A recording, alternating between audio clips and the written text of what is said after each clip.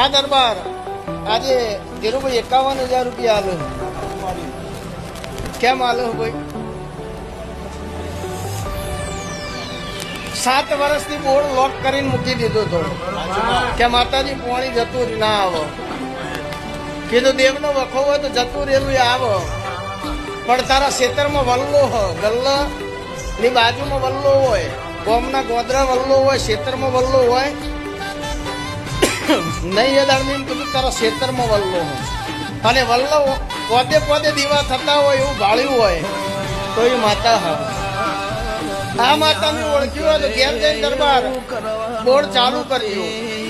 એટલે બોર્ડને પેલું કાળું પોણી આવશે, પછી વાદળી પોણી આવશે અને પછી વ્હાઈટ પોણી આવશે. અને આખા પામો ના હોય એવું પાણી આવો તો એ માનવાનું કે દેવ પખો હાથની ચહેર બાધા આલી.